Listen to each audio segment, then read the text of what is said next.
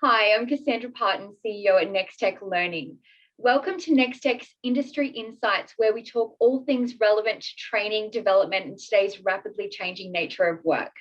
Today, I'm delighted to be joined by Dr. Wesley Payne McClendon. Wes is the Chief Executive Officer and Chairman of the board at the Grow Project Foundation. He's very passionate about leading transformation and change strategy, innovation, leadership, people, culture, human resource development, and managing sustainable resources in startup organizations. Thank you so much for joining us today, Wes. We're very excited to have you. Thanks for having me. Excellent. So it's believed by some that integrating corporate philanthropy programs give employees a sense of purpose. Do you think and do you see corporate philanthropy playing a role in retention?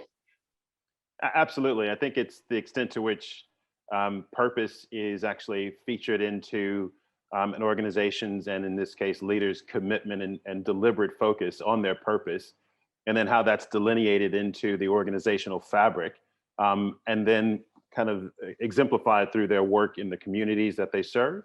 And so the extent to which philanthropic exercises and efforts are leaned or linked to both the community and the leader's purpose, I think that's a wonderful way to focus on retention, because from that perspective, retention is indiscriminate from the actual work that they do in the organization and the community, and it becomes a part of who they are as well.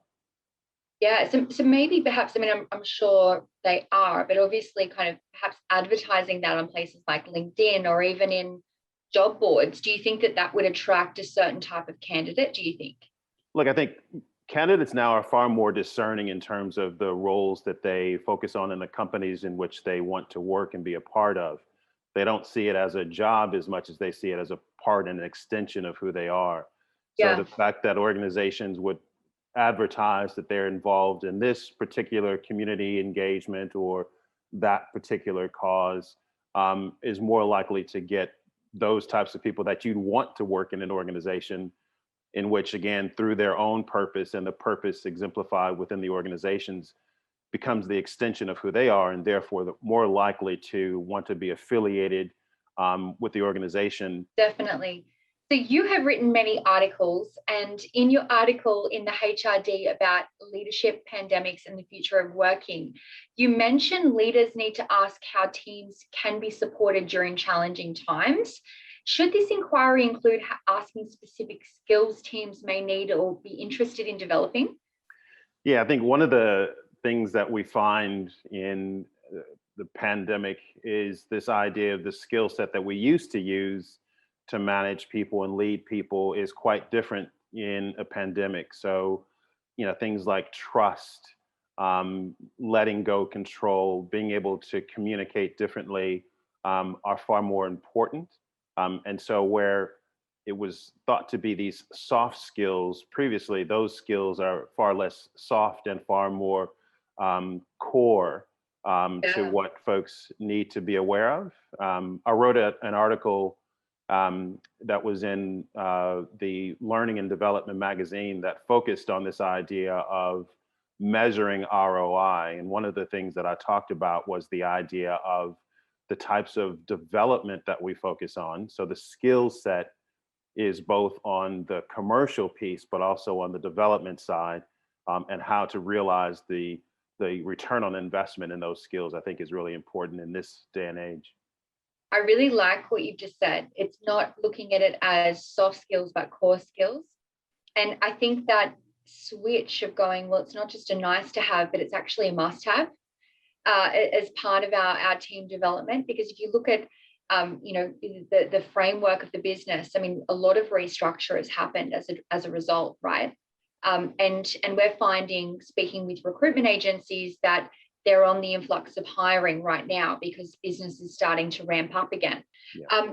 But having these as viewing as core training or a core investment, I think business needs to switch the mindset of a nice to have to a must have. Would you agree? I'd agree, and I'd go one step further. I think, again, the idea of the skill set that we used to have and think about as again, the kind of peripheral skill set where those types of skills I think are far more critical now. It's as if to say, when we used to hire for various jobs, we'd say we want these specific skills and attributes. And I think now more than ever before, we're saying, I want talent.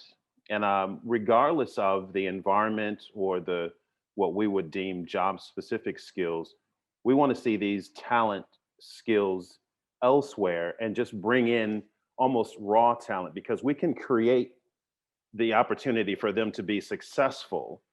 Where we kind of get lost is where we say these are specific skills that we need to tick off, and almost put to one side, or the wrong side, if you will, those skills that are probably most important, and they're far more general. So again, communication skills, skills that actually, especially in a pandemic, are core, where we would say, well, we want these specific, skills that we want to be able to tick off on a box. So I think, it's kind of really moved the whole thing, upside down when we think about the core skills, heretofore would be known as, those hard skills. And I think you can teach those skills in a role. What you can't teach is what we would have deemed soft skills previously.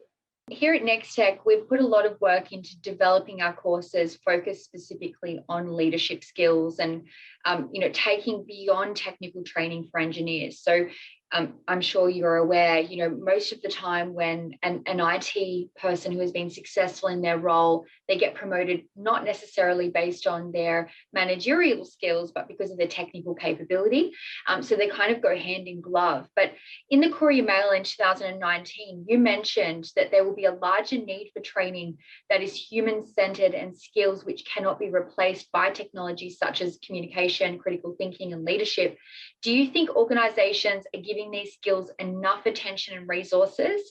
And how do you think that that's really changed going through a period where organizations perhaps put a pause on investing in their people? Yeah, so the simple answer is no, they aren't investing enough. And I think, in my work, both as as an executive, as a professor, and as a consultant, we often see people being promoted based on technical skills, but there aren't many courses in graduate schools or undergrads, for that matter, that focus on leadership skills.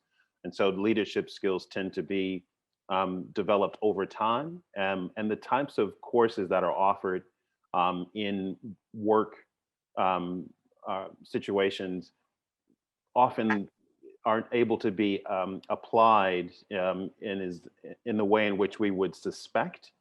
So that there's a course that's taken, but we really don't know how to translate that into, again, back into the real organizational framework and kind of rhythm of organizations and how they operate. So clearly, I think there's a need to invest more, both in terms of resources, focus, and back to the notion of return on investment.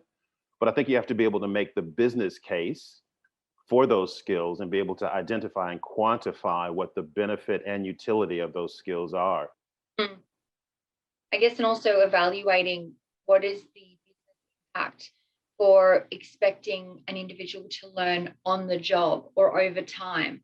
What is the impact of the business in doing so, and how long is it going to take them to ramp up, as opposed to taking them off-site for a number of days to complete a short course or a certification? What is the impact in the business until that person is actually appropriately skilled? Yeah, and look, I think a lot of the way that I run leadership courses has more to do with taking specific challenges and or projects into the leadership lab itself, so that what they're learning is not only hands-on, it actually helps to solve a problem that's not only real, but it's kind of happening as we speak. Thank you so much, Wes, for sharing these really great insights. Your experience in the field and passion is obvious and demonstrated. So thank you so much for being a part of today's discussion. Thank you so much. NextTech partner with Australian businesses, both big and small, as well as government organisations, to train and upskill teams, and we're committed to supporting your learning culture. Thank you so much for joining us, and we hope to see you in next month's Industry Insights session. Thanks again, Wes. Thank you.